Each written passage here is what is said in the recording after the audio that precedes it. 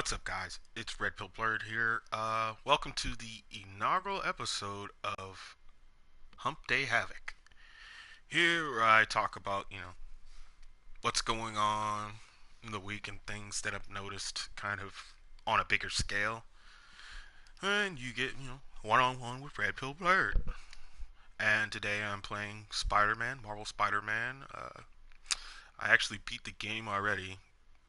100% it, got the Platinum Trophy. I got the Heist DLC. Beat that, so I'm going back with New Game Plus and doing everything all over again on Ultimate Mode, which is the hardest difficulty in the game. But with that being said, I guess we can just go ahead and jump into our first topic. Um, Titans. Now, I know Titans has gotten a bad reception, um, mostly because of the atrocious trailer, which I agree was just downright fucking horrible. I mean, there's so much to take from that trailer. You know, the fuck Batman or the bad costumes. But you know, I'm gonna have to say something. This may not be a popular opinion, but being 3 episodes in on the show, um, I'm actually pleasantly surprised. It's way better than I thought it would be. Now there's still problems with this show, but I mean, if you go off the trailer, this show is it exceeds expectations. And I say that because I'll give DC credit where credit's due. Um, withstanding with the fuck Batman, Robin. Um, so far, I mean, with his them hinting at something going on between Batman and Robin, some kind of falling out. I mean, they've done a good job at hinting it. It's pretty well done. I mean, they probably could, I mean, they could have left out the whole fuck Batman thing. I mean, I'm not really a DC guy, but I know guys who are, and it really turned them off. I mean, it kind of, I kind of irked me. Like, what the hell, fuck Batman, the guy who pretty much raised you after your parents, died or murdered. I mean, depending on, I guess, which iteration of Robin we're talking about, Dick Grayson. I mean, but yeah, it sent kind of a weird message, and it's like nowadays, in terms of trailers and stuff, they become very important. Oh my god, I'm about to die. Holy fuck. Let me concentrate. But in terms of trailers these days, man, it's like trailers kind of dictate, a lot more than they used to. You know, trailers they kind of back in the day, they were taken with a grain of salt. Now these people kind of like it's if you don't come out the gates with a badass trailer, you're already at a disadvantage. And that shows up big time in Titans. Now, the show ain't, perfect. Holy fuck, I died. The show ain't perfect. There's still the questions that was raised about Starfire and her character in the show. They are validated. I mean, I don't know what iteration they're going with this Starfire. Maybe it's something new. But so far, I mean, we don't have a lot to work with, and I mean, it doesn't really make sense from a comic book standpoint. But I'm gonna give DC the shadow of a doubt, which is weird because as a lot of you know, or you may not know, I'm not really a big DC, fan or big DC guy. I mean, yeah, sure, I watched the DC extended universe shows, TV shows. Your Arrows, your Flashes, your Supergirls. I mean, I've watched that, but anything about DC lore or DC history, I'm not too familiar with. Um, I do know about the reboots, the New 52, the Crisis on Infinite Earths, all that, shout out to Comics Explain, but I'm not as well versed as I am with Marvel, that's for sure. But anyway, back to the Titans, my thoughts on Titans.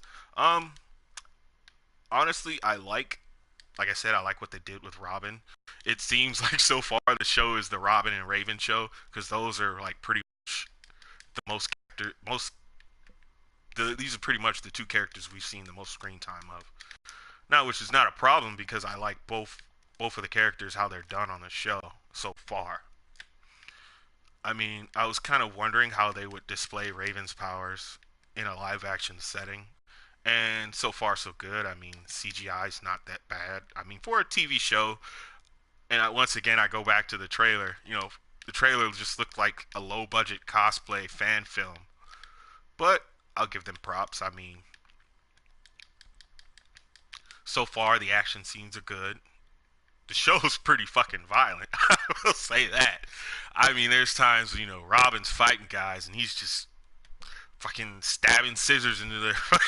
He stabbed a guy in the dick with a pair of scissors, man. And the blood is there. I mean, you get the blood, you hear the bones cracking, his face getting smashed in.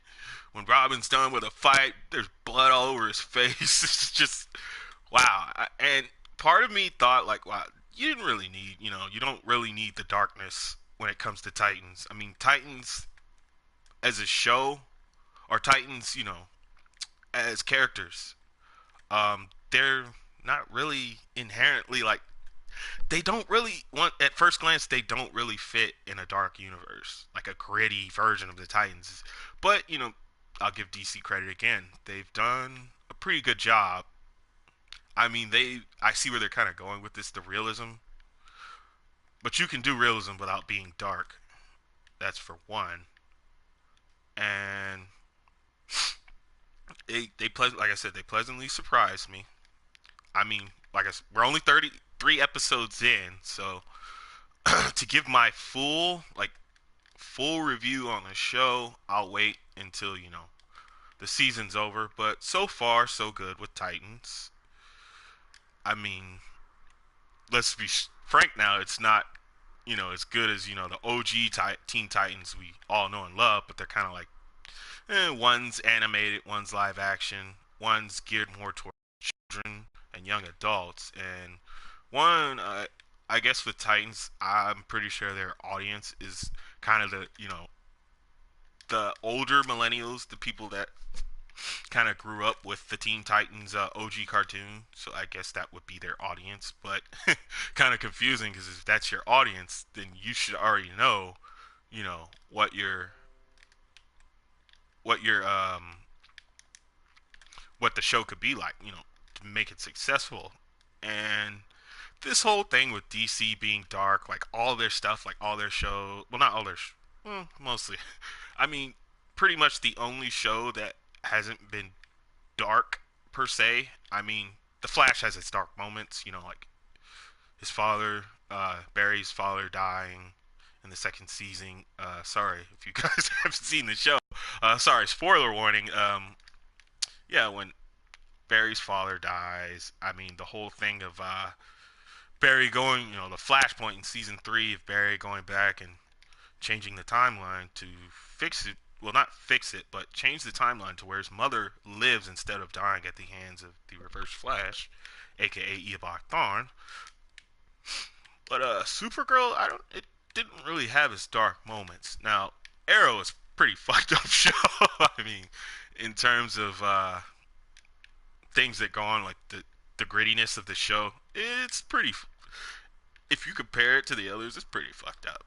I mean, now I know people like to complain that they gave him, pretty much they turned him into the Batman show, which I kind of agree.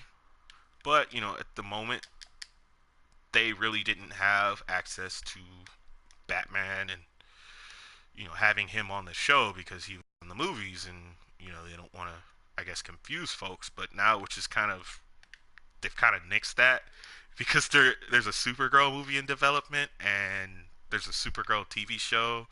You got the Flash TV show, and there was the Flash, and the atrociousness that was Justice League.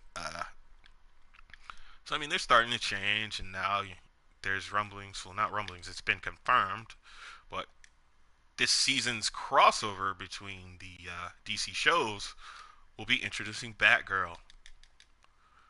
Well, it's gonna be interesting. Let's move on. I'll give my closing statements on the Titans. The good, Robin, Raven. Those are two. From what we've seen so far, these seem to be the two main characters of the show.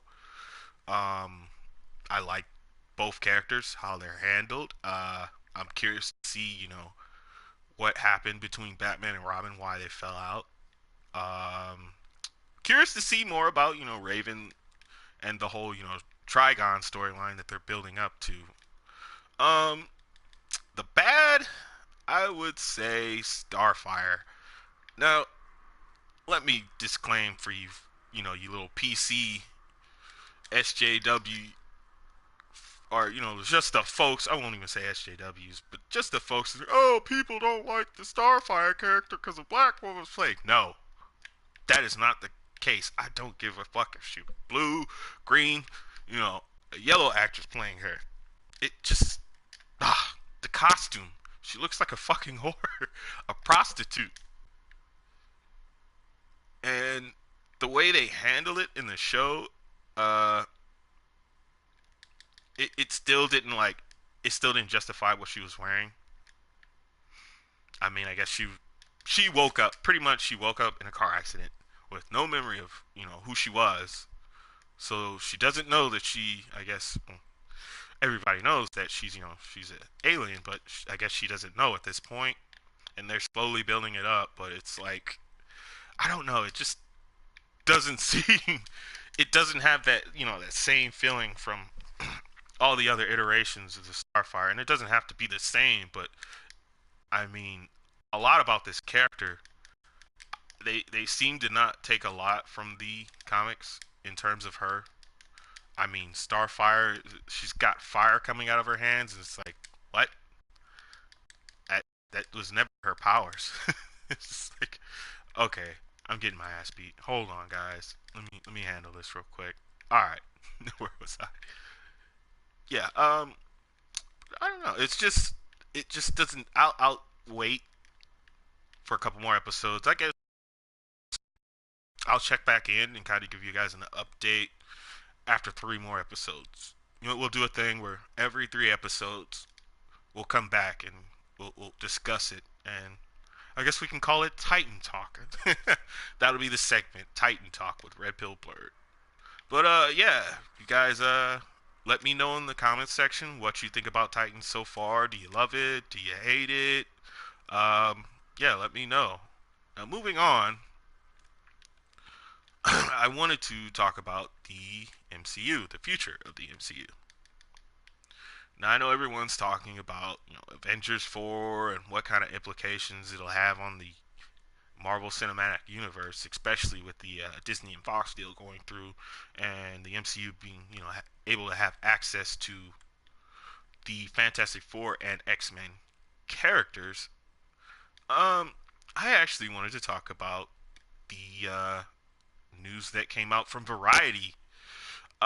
They say one of the first new TV shows developed for Disney's upcoming streaming service.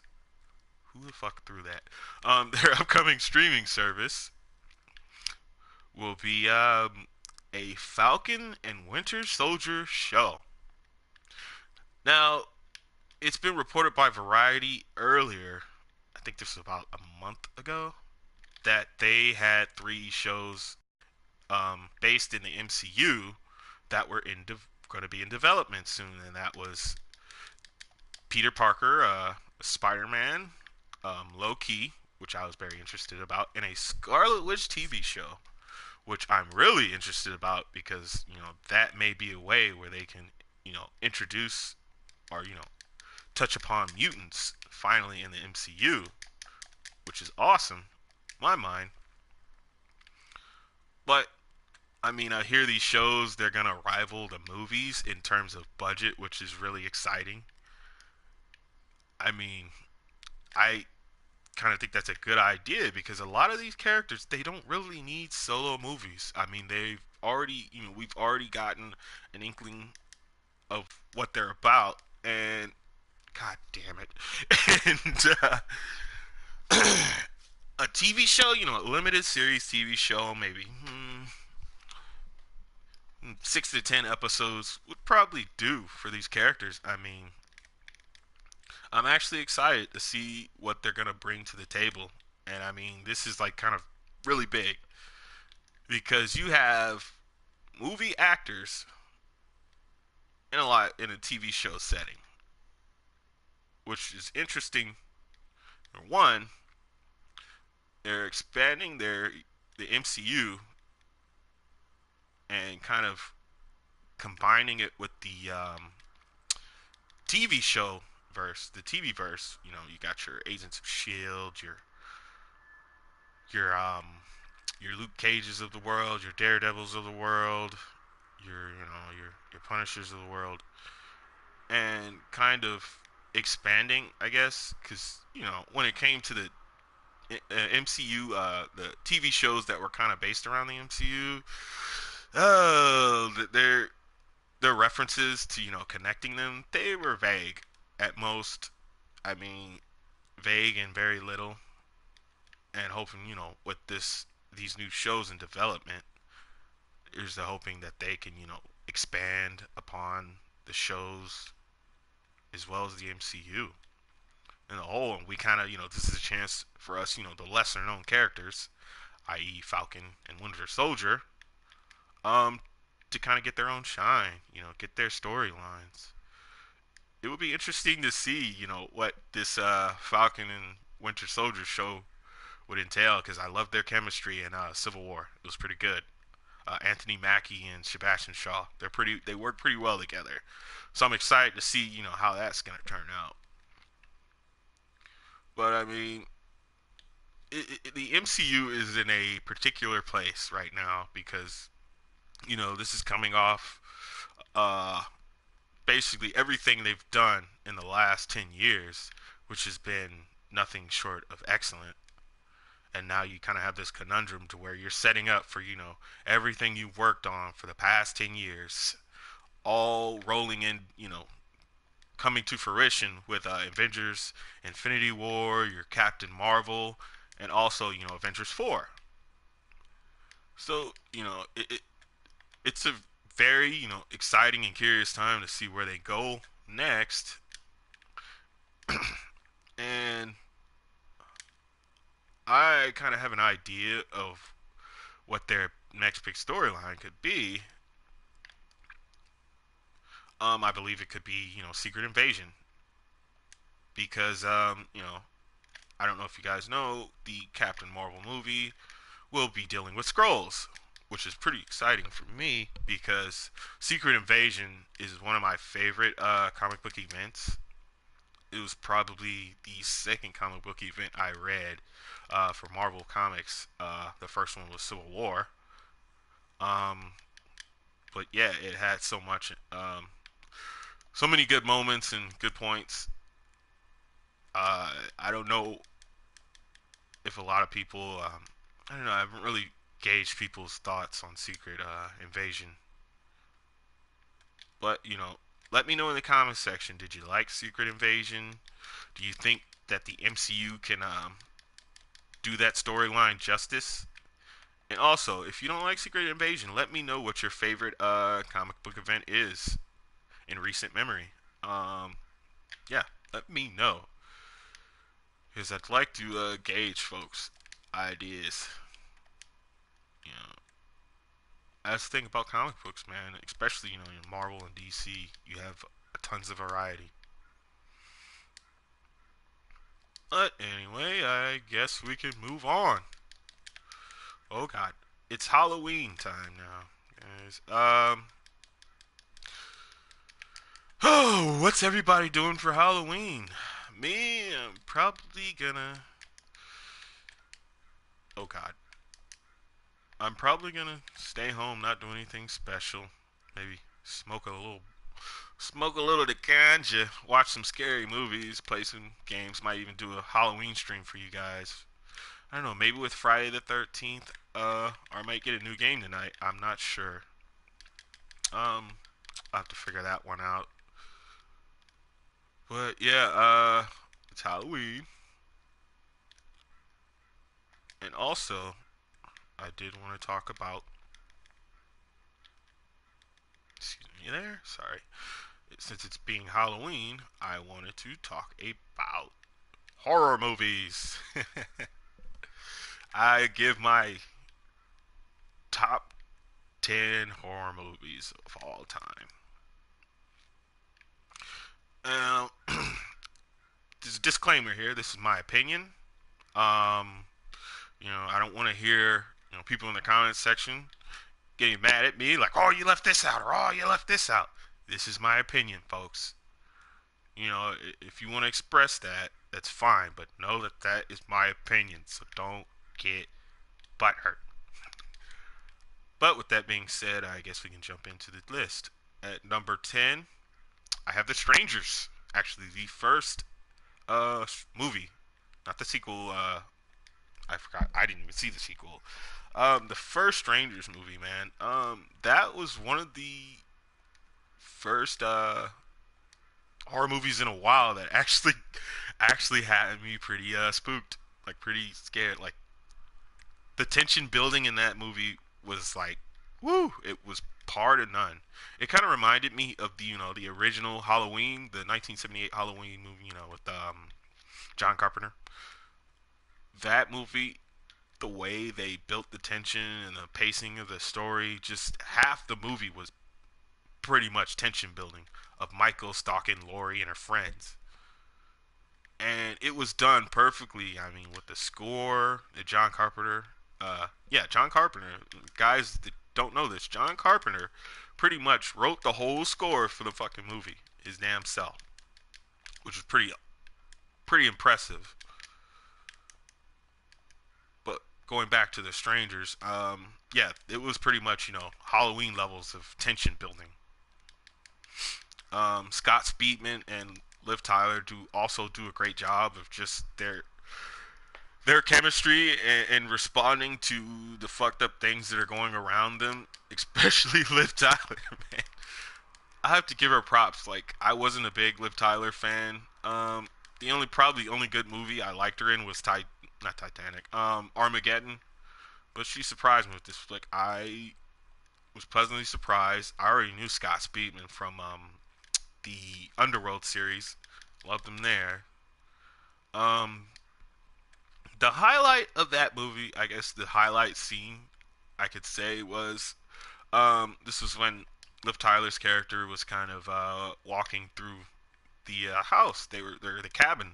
They were standing in the middle of the fucking woods. Go figure. Um, but she's pretty much looking around, walking around. You know, Scott Speedman character, her boyfriend, pretty much had left the cabin to go run an errand or take care of something I don't recall. But she was pretty much, horror movie trope in the house by herself and at the corner of your eye. I remember this moment to the day when I saw Strangers in movie theaters. There was that one scene where Liv Tyler's in the kitchen and you kind of have a view, you know, the camera's panned in a way where you could see the hallway, in the background. And slowly but surely, this freaked me the fuck out. And like people were screaming in the theater when they noticed it, and I'm like, why is everyone screaming? And I kind of looked, and I was like, oh my god!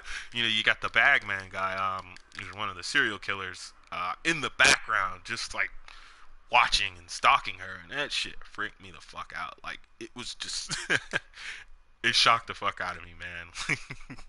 He just walked in and he just walked in, into the view of the shot so nonchalantly, and it just catches you off guard. It's one of those things where you don't notice it in the picture, but when you do, it like changes your perception of a photo. If that's an example I can give, if you kind of understand what I'm talking about. But yeah, overall, it was a good movie. The suspense like I said, was great. The tension building was, wow, masterful. We're gonna move on to number 9. Number 9. I Know What You Did Last Summer. Wow, the first movie, not the sequel. Um, this one has a special place in my heart because as a kid, this movie gave me fucking nightmares. I remember seeing it in the movie theater, and this was, with my older sister, kid around the time. I think I was in elementary. I was in elementary school, and I was a kid wanting to go see this movie.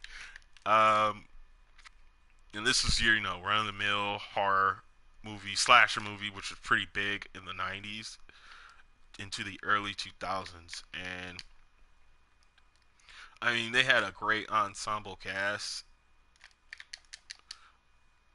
and it had your, typical slasher film tropes, Oh, when killer's chasing me, I've lost all motor functions. I'm stumbling over myself, and I'm making horrible decisions and doing dumb things I would never dream of doing. Oh, let's go check out, that voice in the darkness. Let's do that.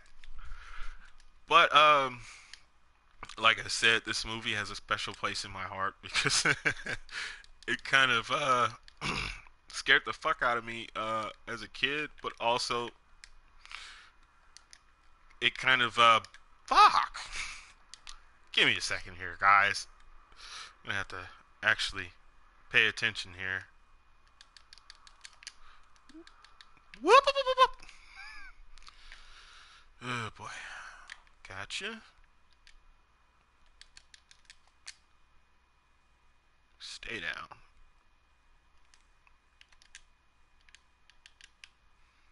Okay, give me 1 second. I'm almost finished here, guys. Okay, let's electrify these assholes.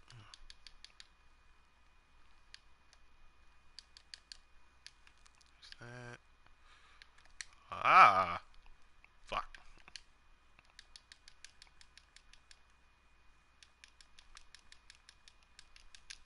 Go down. All right. Now, where was I? Oh yeah, I Know What You Did Last Summer. I mean the fucking villain. The actual killer in the movie. I like the costume for the killer in the movie. His face was pretty much covered.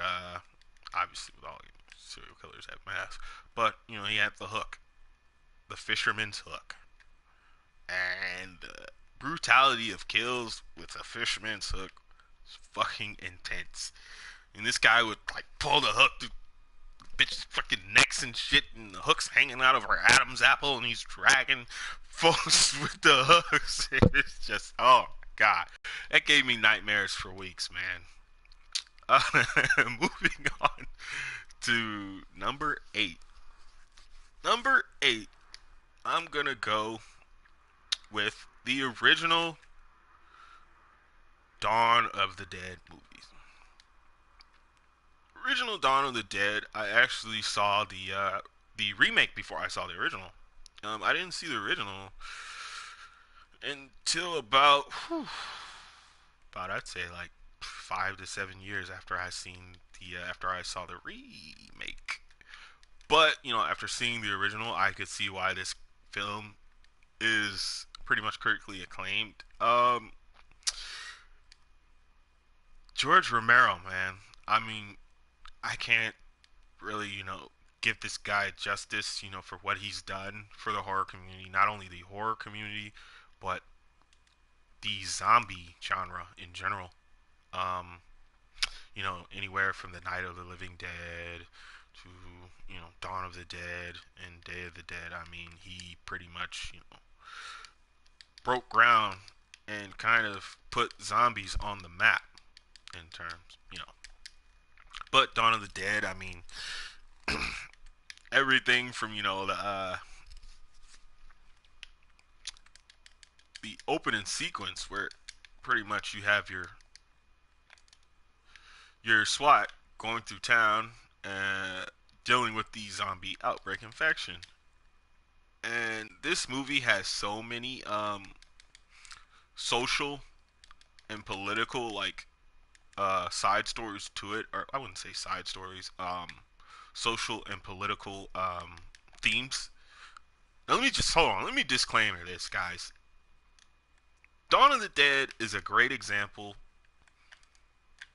of, subtly putting, these social and economic and political um what's the word I'm looking for? Social and political, themes in a movie. Like, look at Dawn of the Dead. This is how you integrate it without ruining or messing with the story. I mean, it was so subtle that it didn't affect the story. It actually enhanced it, and that is something that a lot of these current artists or writers or you know, these progressive writers need to know, because you don't have to sacrifice the story just to prove a point, or to to push a political ideal. No, no, you don't have to do that. A lot of, Dawn of the Dead has shown us you can do stuff like that. Hell, even comic books.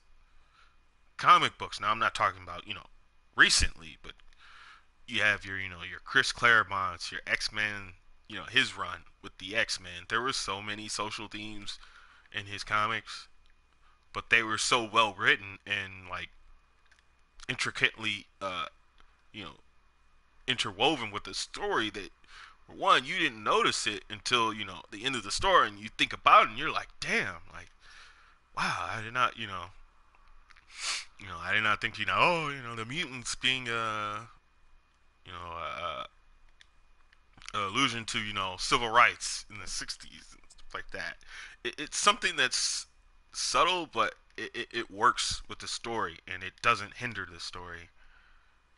But I digress. Back to the Dawn of the Dead. Like I said, George Romero just pretty much broke ground with the zombie genre, with his trilogy of films. And Dawn of the Dead, which is my opinion, just the best out of the trilogy. And it also includes Tom Savini, who is a legend in the horror business. I think it was one of his early gigs, man. One of the gigs that put him on the map. So shout out to that. Well, let's move on. Number 7. Now, coming in at number 7, I'm gonna have to do VHS 2. VHS 2. Wow. VHS 2, I guess it's part of the found footage genre. But the difference between VHS and maybe your movies like Paranormal Activity or The Last Exorcism is that these aren't full. This is basically a compilation of short films done by S2 in terms of versus its predecessor. I mean, it's the original movie before it. They kind of turned up the notch on their stories. I will say, if you haven't seen it, watch VHS 2. You don't have to see the first one to understand the second movie. You pretty much all the VHS movies are standalone movies by themselves. They don't follow a certain storyline that you have to see the first movie before seeing the second one, which is good. I like that. Oh God. What? I didn't web them up enough? Okay, there we go. Fuck yo couch, nigga. Ah. But anyway, um, yeah, man. This I'm not gonna rate it ahead of the first VHS movie because it was so great and so groundbreaking. I wouldn't say groundbreaking, but it kind of set the precedent for VHS 2 and then the ABCs of Death. I don't know if you heard a shout out to that. Check that out. It's also a good movie. But it kind of set the precedence for those, and it kind of just with the short films, they do interesting takes on the found footage genre. Like I said, if you're a big fan of found footage films, I would check out the VHS series, man. It's incredible. I will recommend though from VHS to which one was my favorite? Hmm, I would say I forgot the title of the short film, but it was the one where there's these students, they go and film this religious, this religious I guess cult, and they kind of interviewing the pastor that's in charge, and they kind of you know delves deeper as they go into the compound, interviewing everyone, and something isn't right. Now, I don't want to give away too much. See, I'm trying to see how I can word this without giving away too much. All I'm gonna say is, just watch VHS 2, man. You will not be disappointed. All right, where are we? Number six. Now, number six for me has to be Halloween H20. Halloween 20 years later. Halloween 20 years later was, believe it or not, the first Halloween movie out of the series that I saw as a kid. I didn't see, to be honest with you, I didn't see the original Halloween film till this year. Actually, last month to be specific. But that's neither here nor there. But Halloween H20 was actually a great introductory for me, seeing that I had no idea about the Halloween films at the time. I mean, this was the film where they kind of already established, that Laurie was related. Her brother was Michael, and she faked. Was that the one where she faked? Yeah, she pretty much faked her death, moved to California, became a. She was, I believe, the dean of a private school. That she also had a son, and her son went to said private school that she was in charge of, or at least the dean of. I believe at the time she may have not been the dean. She may have been the headmaster or headmistress. So I'm not too sure. Let me know in the comments section. But back to the movie. Yeah, this movie for an introductory to Halloween, I think it did a pretty well job. For those who aren't familiar with the lore, they touched upon the lore. The dynamic between Laurie and Michael. Michael looking for Laurie, looking for her son. You got your typical slasher tropes in the movie. No, let me just say this off on a side tangent, man. When it comes to tropes in horror movies, they they aren't bad. I mean, oh crap, that's what makes horror movies is the tropes, man. They're tropes, fucking tropes. I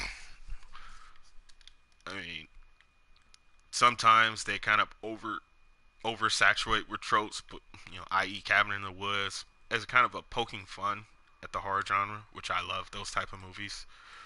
I'm actually getting ahead of myself on my list, but I digress.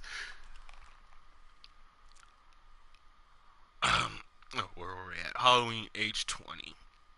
Halloween H20 was sorry here. What am I doing? Let's see here. No battles, no fights, no fights. There's got to be a Fisk hideout location here somewhere. Excuse me, guys. Let's do this real quick. Flying, fuck. We'll just fast travel the feast. What was I saying? Halloween H20. Oh God, I don't where I left off at Halloween H20. Yeah. I'm just gonna move on to the actors in the movie. Jamie Lee Curtis. She does a wonderful job in the movie. Her battle with Michael at the end was pretty epic. Um, although I didn't like the cop out they did at the end. I mean, in the next movie, the sequel to H20. But I won't spoil the ending for you. You want to see the ending of the movie? Check it out yourself. But it's also a good introductory to the for those who aren't too familiar with the original Halloween films. H20. I mean, if you don't want to go through all that, H20 is a good starting point. Moving on, though. Moving on.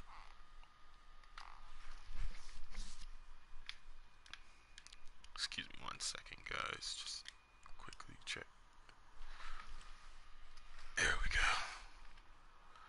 Okay, back to number 5.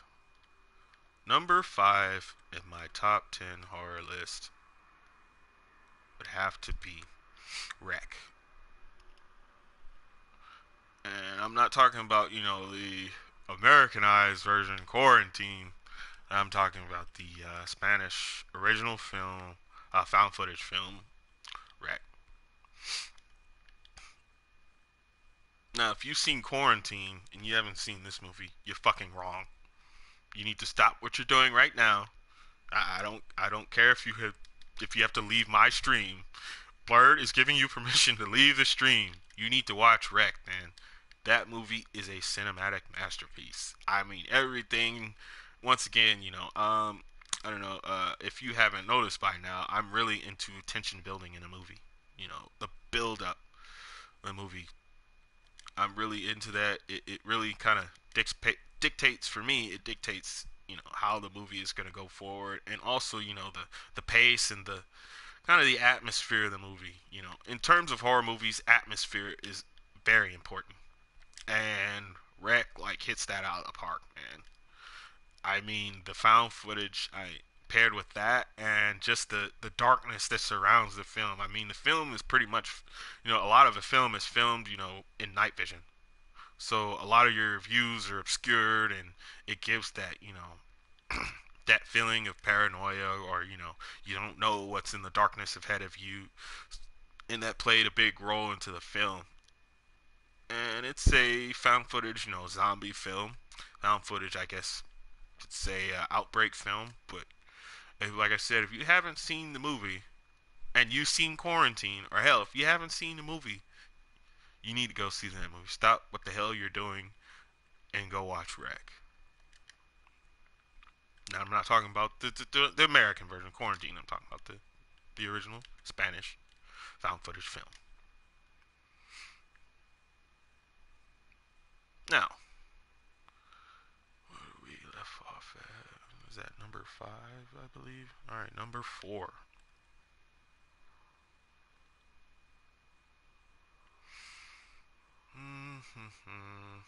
What am I doing? Oh yeah, I was supposed to go to Feast. Sorry, guys. Just give me a second here. In next week's Hump Day Havoc, I'll play a game that I don't have to really pay attention to. But anyway, moving on. Number 5. Number 5. One second.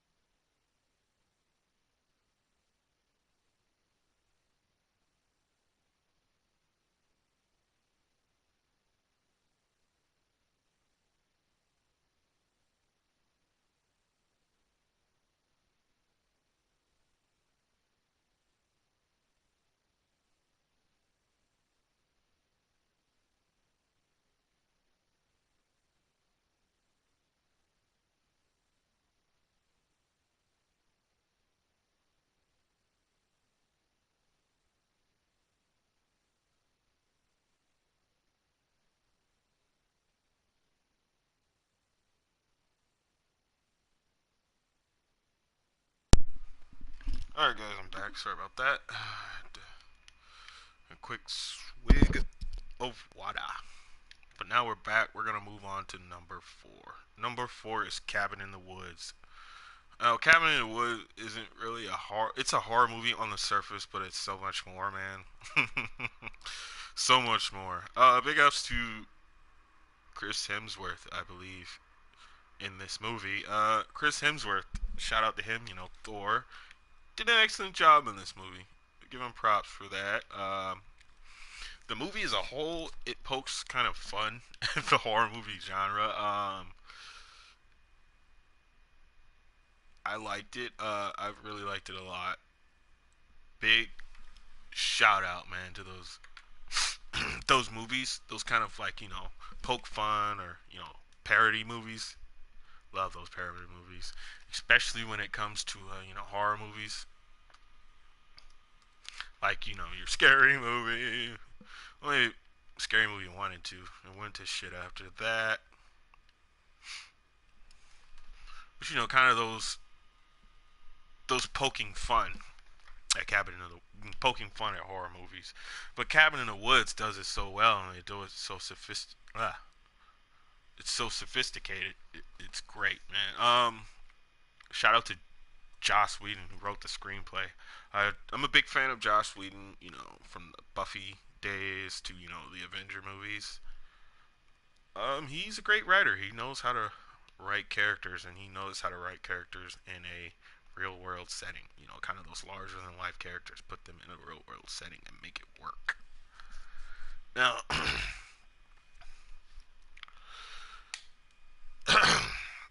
Now, plot for the movie. You got five college age friends. And spend. I guess they arrive. They're gonna go spend. Your typical. Oh, we're gonna go hang out in the cabin in the wilderness. My cousin or my uncle or shit like that. He allowed us to use the cabin for the weekend. But your horror trope. Oh, what's out in the woods though? They're not alone. Blah blah blah. But I will say, Cabin in the Woods, they tackle the trope. They handle it well and some. But yeah, um, like with Rick, if you haven't seen Cabin in the Woods, you need to drop whatever you're doing and go see it now. It is wow. It is. It sets the bar high, and pretty much it. No, it doesn't set the bar high. It tosses the fucking bar into the air, and the bar hasn't come down yet. Let's just say that. Now, for number three, this is where we get to the meaty and greedy. Number three in my horror movie list would have to be. This one may be a little controversial for some people, but The Hills Have Eyes. And I'm not talking about the original Hills Have Eyes. The remake Hills Have Eyes. The the remake of Hills Have Eyes. Now I'm gonna go on a limb. I haven't seen the originals, like I said.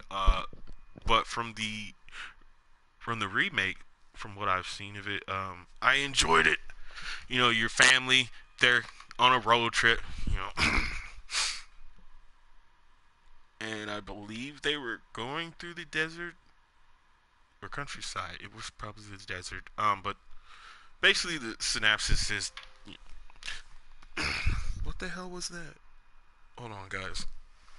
I know it's Halloween, but I just heard some weird shit. I'm like home alone. Okay, it was probably nothing. But anyway, where was I at? Ah, yes, Hills Have Eyes. Uh, The Hills Have Eyes.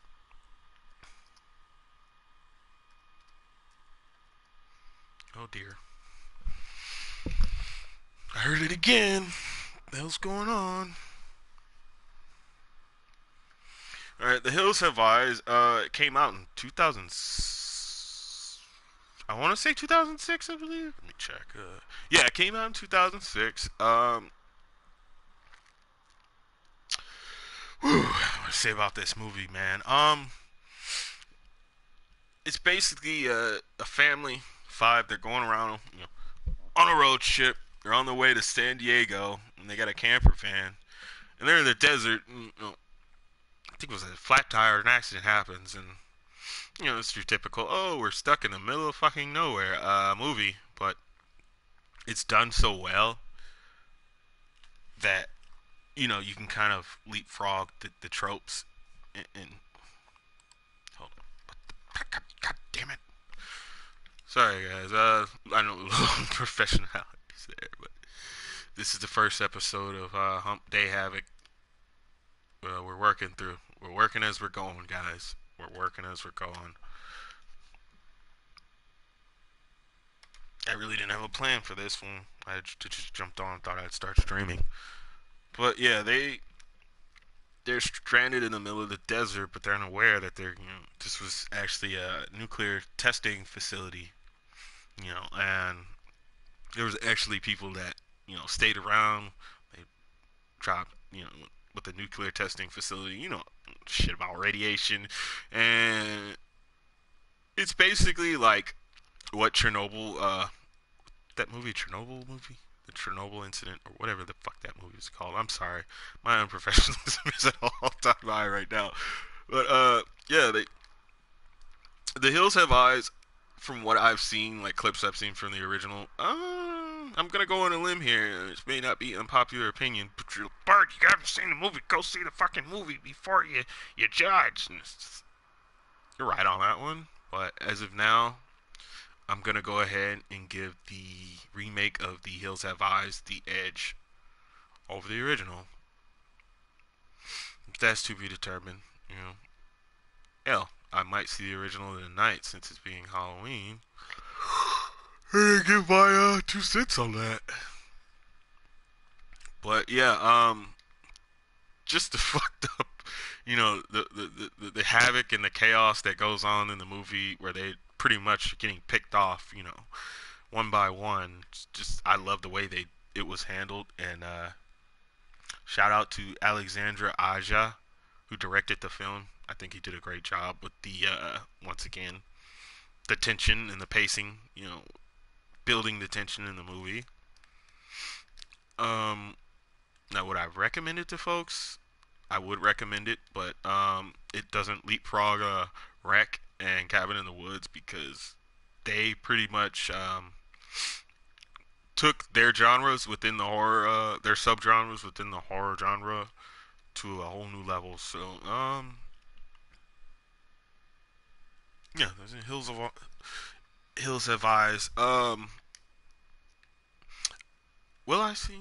I don't know. Let me know, guys, if I should see the Wes Craven 1977 movie.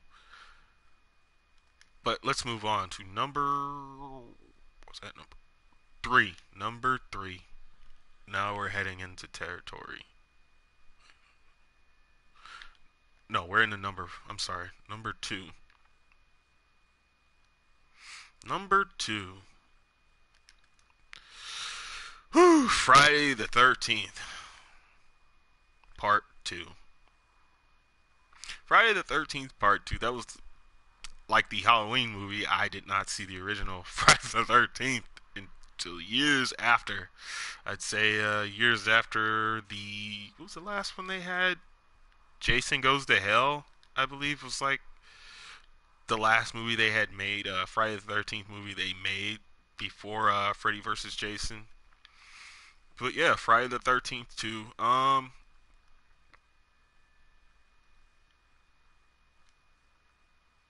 Actually, no, scratch that. It wasn't Friday the 13th too. It was the first Friday the 13th. Oh, I was so wrong on that. Because I was thinking about, because I remembered his mother, Jason's mother, was the killer in the first movie, and that was the one I. Oh my god, I'm confusing the fuck out of myself. No, it was Friday the 13th Part 2 because I remember the scene where they were in the one room where it had Jason's mother, Pamela.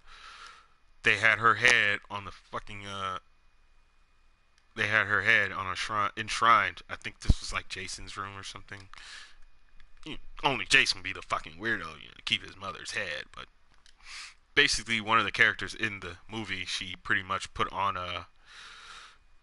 Jason's mother's clothes, and Jason thought that it was his mother for a bit, and she was like telling him to fuck shit up. But it's neither here nor there. It kind of introduces you. This is Jason before the hockey mask, the iconic hockey mask. He has pretty much a potato sack over his head.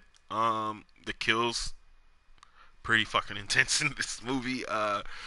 Versus your Michael Myers and Halloween. These kills are a lot more gory, I would say, but that's neither here nor there. Um, Friday the 13th, Part 2.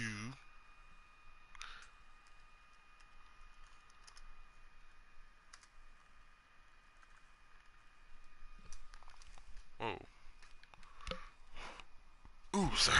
Excuse me.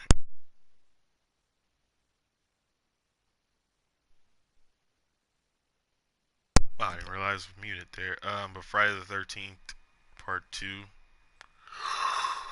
Shout out to Steve Miner, who was the director in that film. Excuse me, sorry. I have to yawn a bit. Oh, shit. Sorry, but oh shit, a little tired there. Long night, guys. But where was I? Ah, yes, Friday the 13th 2 is. Oh fuck, it is Wednesday. Friday the 13th 2. Wow, I'm losing my train of thought here. Friday the 13th 2. It set the precedent. It was before the whole iconic mask, which was in Friday the 13th Part 3. But I like Jason with the potato sack over his freaking head. Gotcha, you little fucker. Um,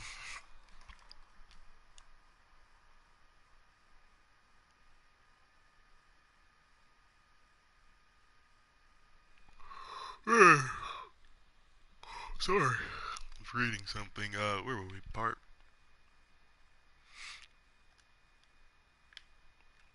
But it's very iconic in sense of it's part of the big three.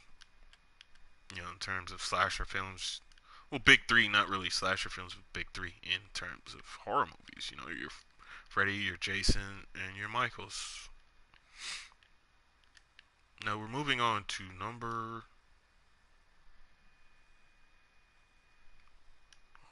Where am I at, guys? See, this is why I probably should have had something of an outline before I came on the goddamn before I started streaming. But I thought, why the hell not? I'll just jump on. Going off of that, let's go to number. Fuck it. We'll just skip the number one. Number one. Number one in my top 10 horror movies. Oops.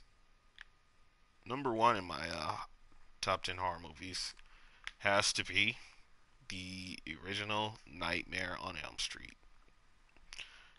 This movie gave me so much nightmares. Oh my fucking god, man.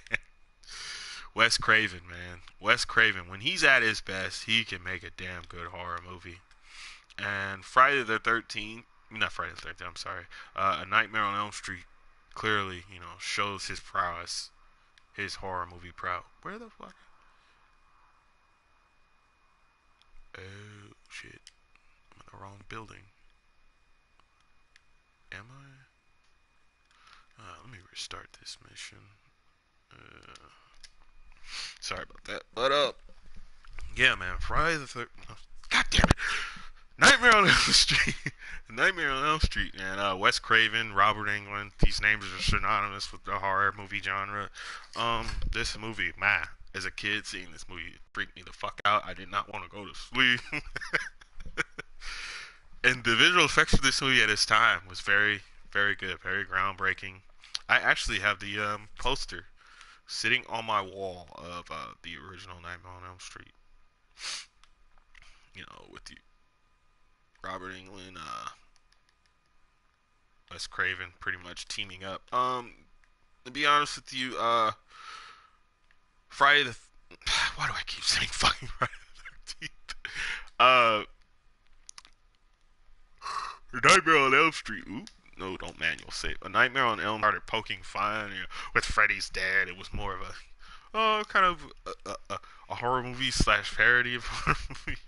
But I just want to say the one scene that always resonated with me, and still fucks with me to this day, is that scene, that first scene where the Nancy's friend, the first person to be killed in the damn movie, she is in the dream world with her nightmare realm with Freddy, and she's walking down an alley, and this dude Freddy just has his arms fucking long, extended like fucking 12 feet long, just in the alleyway. And as a kid, that just fucked with me. It stayed with me forever. And he's like pretty much chasing her through the goddamn alley, just running and shit.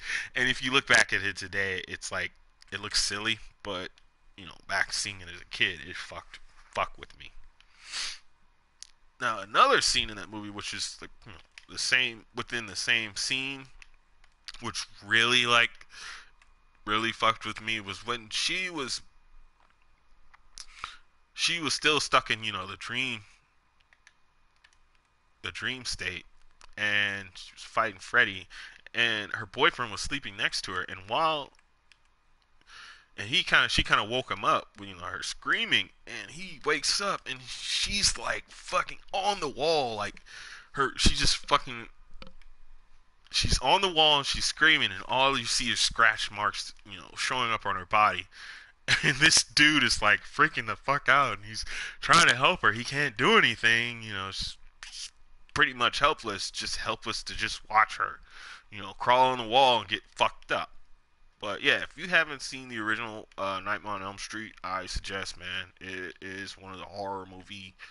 Um, it set the precedence for a lot of horror movies, and I know it pretty much scarred kids like myself around the world, at that time. So yeah, big props to Wes Craven and Robert Englund for ruining my childhood. But yeah, that's my top 10 list. Let me know in the comment section what you guys think. If you agree with the list, or what you think, what would you put out, what would you leave in. But yeah, that's that. I really didn't have much else to talk about. I may come on later again, and live stream again later on. Do a little Halloween live stream a game, or I maybe I'll read some creepy pastas for you guys. I'll maybe read some of my favorite creepy pastas. That's actually a good idea. You know what? We'll do that. Later on tonight on Halloween night. Let's say it's a good time. I'll say 9 o'clock Pacific time. Same time, we do our Red Alert radio shows on Monday. Pill Blerd will be reading creepypastas. I'll be reading my top 10 creepypastas. So if you're interested and you're kind of curious to what my top 10 creepypastas are, check me out later tonight. Like I said, 9 p.m. Pacific time. Pill Blerd will be streaming. Call it the Halloween special. But for now, that's it, guys. Have a good Halloween. I'll check you guys out later. This is Pill Blerd signing off. And when I leave, come together like butt cheeks.